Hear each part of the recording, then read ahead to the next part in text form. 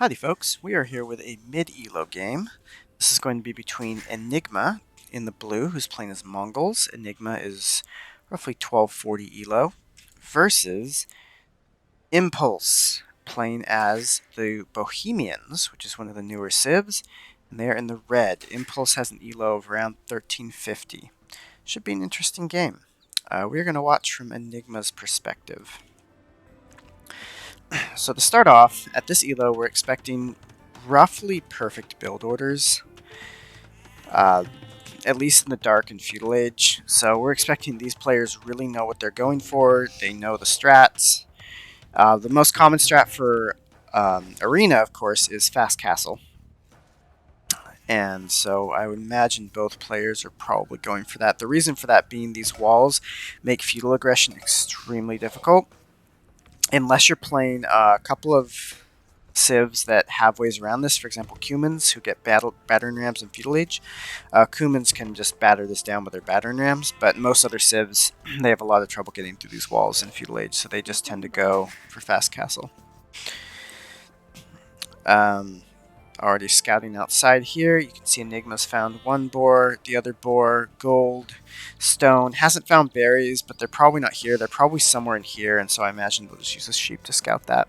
Meanwhile, getting some information about the lay of the land, because you kind of want to see, not necessarily where your opponent is, because that doesn't matter as much in this early game, but where the relics are, where the additional gold, additional stone is, things like that. We see Enigma after 6 on sheep going to wood, which is again pretty standard. I'm going to speed through this a little bit. Found stone. The gold is there, of course. We've got a sheep scouting out here. And there are the berries.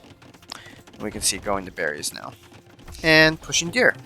So one thing Mongols do have is a very, very good hunt bonus, which means that pushing deer is already a good idea on Arena because your scout doesn't necessarily have to be doing as many scouty things like finding the enemy, because you don't really do that until later. So pushing deer is a really good idea.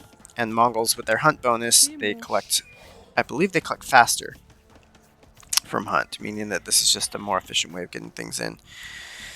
And this looks like possibly it doesn't connect. This could be an unlucky spawn and just get an open back area. No, it is closed. It looks like, unless there's some little corridor here, but I kind of doubt it. This back area is very lucky, actually, then, not unlucky. It's very large. Could put a whole town back here. Let's see, bringing in the first boar. It's like a decent amount of idle time on these villagers at this point, too. Shooting the boar with a TC, because Enigma is apparently a pro gamer here. And you can see 11 on boar or deer, which is quite a lot. Actually more than a standard fast castle build, but that's again because Mongols get so much additional speed off of that. Speed up a little bit. Second boar coming in. This one's not quite finished, but there's going to be not as much loss. Another deer. And going to stone. Going to stone is kind of interesting. What going to stone this early, before even clicking up to feudal, tells us is that Enigma is planning for a castle drop. And honestly, on the arena at this point, castle drops are very, very popular. You get a castle dropped here, you're not expecting it, your wall's gone, and people are in. So it's a bit of a problem if you're not prepared for it, but it looks like at the very least you'll have the resources for a defensive castle if you do this strat. Now going to gold. Again, not a terrible idea. Look at this food count. This is a crazy food count. And these villagers going over to wood and these making farms. Yeah, so this is a crazy food count. You're going to need roughly about 1,300 food to go feudal and castle age, and almost half the way to castle age already. And you just click feudal. And that's because bringing all the deer, bringing in both those boar, all the sheep, and that, again, that Mongolian hunt bonus really helps out with that. Now, going forward, this I believe is your opponent's extra gold, this is actually kind of a nice place for it. But found the wall. You can see now that all the deer have been pushed, there's really nothing else to do but go find the opponent. You can actually see, I don't know, but you could see there the opponent was on stone. I don't know if Enigma caught that, but your opponent's on stone too, which also could tell you that they are also going for a castle drop. So we're doing here, we've got 12 on wood, which is a lot, but you're going to need, as soon as you get castle, you're immediately going to need to put up the market and the blacksmith, or as soon as you get feudal, so you definitely want to have a lot of that. And also, you want to throw down farms. Dark Age farms, or farms as you're going up, is not super uncommon when you're going fast castle, because you just need to keep that food production going. And in fact, 7 on food might not be enough.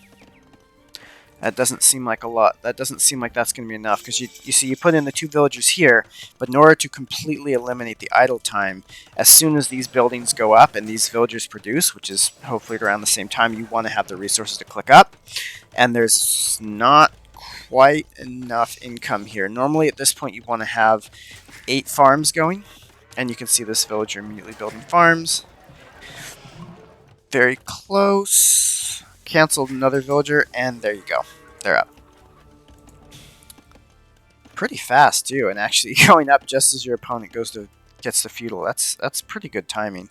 The relics are positioned kind of nicely. This one's close. A lot of them are actually closer to Enigma, so if this turns into a relic war, they'll have a pretty good advantage here. I think there's gonna be a scout fight. Oh, yep. And that enemy scout was not paying close enough attention, and now can't take this fight, because even if they get the first hit, they're still gonna lose because there's been 2 hits on them. Looks like they're gonna lead back, and this can be kind of dangerous if you're not paying attention. If you get your scout trapped in the enemy base. Okay, one more hit. Oh, and look at that, stuck in the gate. Now, red does not like this gate being open because, yeah, if you, let's say you want to rush at some point, build more scouts, holding that gate open could be a big problem. But now their scout has more health, and so Enigma has to run away. 32% ahead going up to Castle Age. That's pretty good, and enough stone for the castle. And at this point, you can see all of these villagers start going forward. It's because by the time these villagers get to the enemy base, you'll be in Castle Age and you'll be able to drop. I honestly, I feel like 6 is maybe not enough. I would go with a couple more here, but we'll see. Okay, 2 more. Looks like 2 lumberjacks. One of them's weak though. This isn't the greatest. You want to pull one of these. Also, no loom. I would pull in loom as soon as I got to Castle Age, because these villagers are weak. Now let's see. Ah, look at this. We've got other villagers going forward. The enemy had the same exact idea. They started going forward. And look at these villagers. Sneaky. These are probably the ones that are on stone. They came out here. They're now kind of dithering around. They're not sure what's going on. Okay, they're going to go back forward again. Just passing. Oh, and here the castle goes up. And now they're in Castle Age. See, these villagers also have loom. So what... It would make a little bit of sense here to actually vill fight. But no, they're going to drop their own castle. And I don't... This castle, I think, goes up first. Still no loom. But you can see... yeah, this scout is too weak to actually do anything. And there's 8 on both castles, but this one started much sooner. So this one completes. So I don't know if this one's going to go up, though. Let's see. And Enigma says no. And this castle goes up. And, oh, now the villagers die. Yep. Will it go up? It's close. I don't think this one is going to go up. Yep. Okay, nope. Villagers come back. Which isn't the worst idea, because... Yeah. Oh, and now... Okay. So... Red calls the game. So this castle, Enigma's starting to gate it. And the reason is because if red maybe rushes another like 5 villagers out here, this castle now is auto-attacking this unbuilt castle. Not the greatest for red, but that means that this castle won't attack necessarily any units, especially if red wants to send a couple more villagers around here to the back. They could get that castle up. But the gate foundations are going to prevent that because they won't be able to get close enough. Red can't delete this castle at this point because it's so close to completion, they're barely going to get any resources back. The resources you get back are basically equal to the amount of unbuilt on the structure. And at this point, Red has lost 8 villagers and is behind by 2 more, so they're behind by 10 villagers. Yeah, not a good position for them to be in. Their only military unit's weak. They have no defensive buildings. By the time they've gotten any sort of military buildings up, then this castle's starting to make manga die, and yeah, then the game just snowballs from there because Mongols are very good at that point. So, what would I have done from Red's perspective here? As soon as you saw this first castle going up, 2 things. Either keep sending your villagers forward here to drop the castle here, because let's say you drop a castle, you get a castle dropped here on your stone, which isn't ideal, and that castle just starts shooting down your gate and building unique units. Okay, you drop your castle here, you start shooting down their gate, and you build unique units. Then at some point, they have to decide, do they move forward? Do they boom? What do they do? You force the issue to them. Building here, as you can see, it got denied. Even if it had gone up, you know this castle's going up first, because you can see exactly how many units they have with your scout. You know their castle's going up first. You know you're going to lose villagers to that. The other thing that you could have done is just Villfight. These villagers are weak. They don't have loom. You had 8 villagers. You easily, especially with the scout, could have killed 4 or 5 of those very quickly. Might not have denied the castle still, but it would have gotten a lot closer.